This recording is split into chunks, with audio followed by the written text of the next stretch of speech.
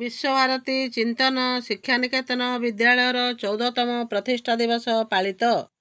Sonepur block Pipilipali ସ୍ଥିତ ବିଶ୍ୱଭାରତୀ ଚିନ୍ତନ ଶିକ୍ଷାନିକେତନ ବିଦ୍ୟାଳୟର 14ତମ ପ୍ରତିଷ୍ଠା ଦିବସ ପାଳିତ ହୋଇଯାଇଛି। ଏହା ସହିତ ସୋନପୁର ଜିଲ୍ଲାର ପ୍ରଥମ ବେସରକାରୀ ବିଦ୍ୟାଳୟ ଭାବରେ ସ୍ମାର୍ଟ କ୍ଲାସରୁମର ଶୁଭାରମ୍ଭ କରିଛି।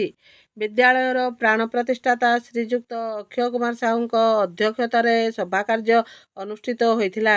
ଏହି ସଭାରେ ମୁଖ୍ୟ ଅତିଥି ଓ ମୁଖ୍ୟ ବକ୍ତା ଭାବେ ଯଥାକ୍ରମେ ବିଶିଷ୍ଟ ଶିକ୍ଷାବିତ୍ ଡକ୍ଟର ଜ୍ୟୋତିରଞ୍ଜନ ବହିଦାର ଓ ସୋନପୁର ମାଟିର ସୁନାମଧନ୍ୟ ଐତିହାସିକ ତଥା କବି ଶ୍ରୀଯୁକ୍ତ ସୁଦାମ ନାୟକ ଯୋଗଦେଇ ଛାତ୍ରଛାତ୍ରୀମାନଙ୍କୁ ଜୀବନର ଦିଗ୍ଦର୍ଶନ ଦେଇ ଦୃଢ଼ ଆତ୍ମବିଶ୍ୱାସ କିପରି ଶୀର୍ଷ ସ୍ଥାନକୁ ପହଞ୍ଚାଇଥାଏ ତାହା ବୁଝାଇଥିଲେ ଏବଂ ସଦାସର୍ବଦା ନିଜର ମନୋବଳ ଓ ଆତ୍ମବିଶ୍ୱାସକୁ ସୁଦୃଢ଼ ରଖିବାକୁ ପରାମର୍ଶ ଦେଇଥିଲେ।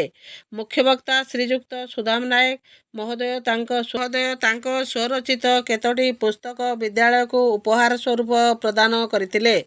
ସଭାଟି ବିଦ୍ୟାଳୟର ମାତୃଭାଷା ଶିକ୍ଷକ ଶ୍ରୀଯୁକ୍ତ ଚିତ୍ତରଞ୍ଜନ ଭୋଇଙ୍କ ପରିଚାଳନାରେ ପରିଚାଳିତ ହୋଇଥିଲା ଏବଂ ଇତିହାସ ଶିକ୍ଷକ ଶ୍ରୀଯୁକ୍ତ ବାସୁଦେବ ବିଶି ବିବରଣୀ ପାଠ କରିଥିଲେ।